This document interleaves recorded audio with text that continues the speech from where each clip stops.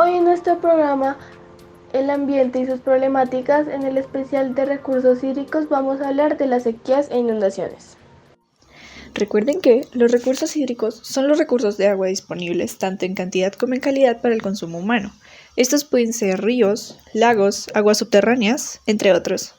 Muy cierto, también recuerden que las sequías son un fenómeno que refiere a que en un ecosistema hay una cantidad de agua menor a la que éste necesita. Y las inundaciones son excesos de agua que se producen cuando las lluvias intensas o continuas sobrepasan la capacidad de retención o infiltración del suelo, o cuando la capacidad máxima de transporte de un río o arroyo es superada y el cauce principal se desborda e inunda los terrenos cercanos a los propios cursos del agua, según el INETER 2005. Casi lo olvido. Es muy importante que todos entiendan que una problemática ambiental es un grupo de efectos nocivos sobre el ecosistema que se desprenden de actividades humanas, generalmente como consecuencias indeseadas y más o menos accidentales. La primera pregunta que tenemos que hacernos es ¿cuál es la situación de los recursos hídricos en el mundo? Alrededor del mundo, los recursos hídricos siempre han sido muy importantes para la sociedad, desde la salubridad hasta la comida. Sin embargo, según el Banco Mundial, en la actualidad unos 2.200 millones de personas en todo el mundo no tienen acceso a servicios de agua potable gestionados de manera segura. En esta situación tan crítica para tantas personas, el cambio climático, y específicamente el calentamiento global, podría afectar los ciclos hidrológicos de diferentes lugares.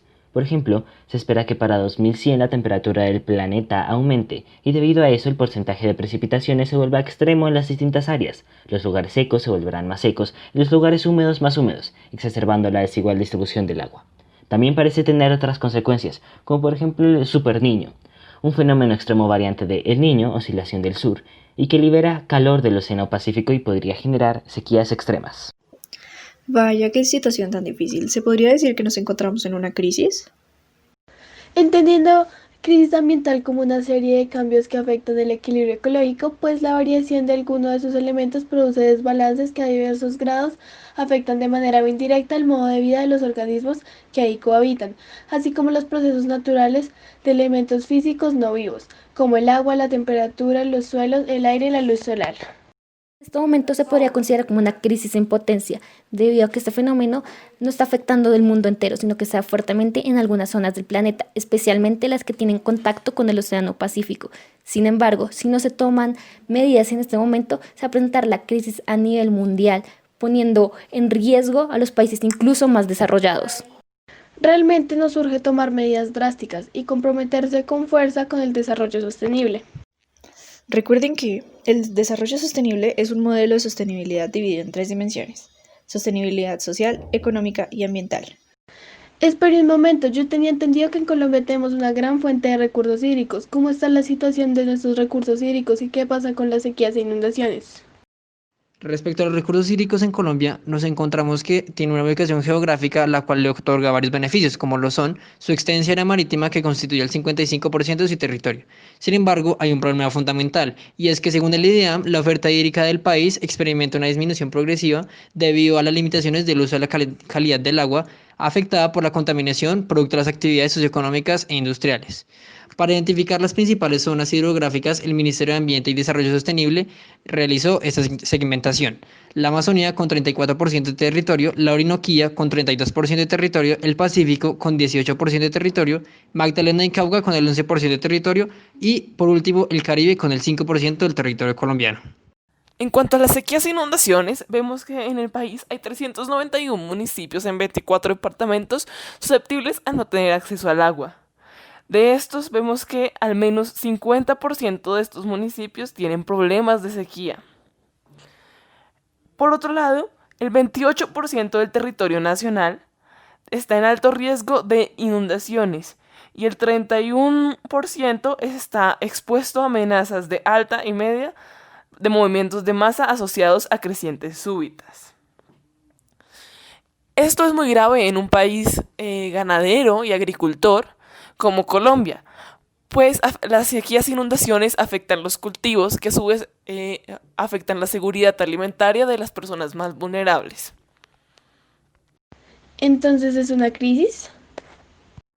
Sí, nos encontramos en una crisis, pues se afectan los ecosistemas y se afecta también la seguridad alimentaria y el sistema económico y social. Bueno, vemos que sin duda la situación de las sequías e inundaciones son un tema complicado del que tenemos que encargarnos, el cual debemos solucionar desde la búsqueda de un desarrollo sostenible. Exactamente, pero ¿qué técnicas podríamos utilizar para solucionar esta problemática?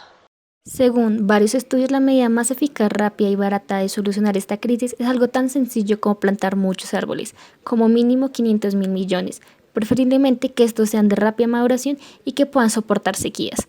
Esto reducirá aproximadamente un 25% la cantidad global de gases de efecto invernadero en la atmósfera, generando un mejor trato hacia el ciclo hídrico, pues la cantidad de árboles regularía la temperatura, evitando que las precipitaciones sean mayores y que éstas no aumenten las probabilidades de inundaciones y sequías.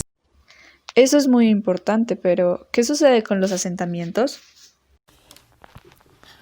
Es necesario realizar planeación de poblaciones. Para esto es importante que los asentamientos urbanos se intercalen las viviendas con las plantas endémicas, especialmente en aquellos asentamientos que hay mayor riesgo de inundaciones y sequías, dado que esto permite una mayor filtración del agua, evitando que se salga de su cauce y por tanto mantiene el equilibrio en el ciclo hidrológico.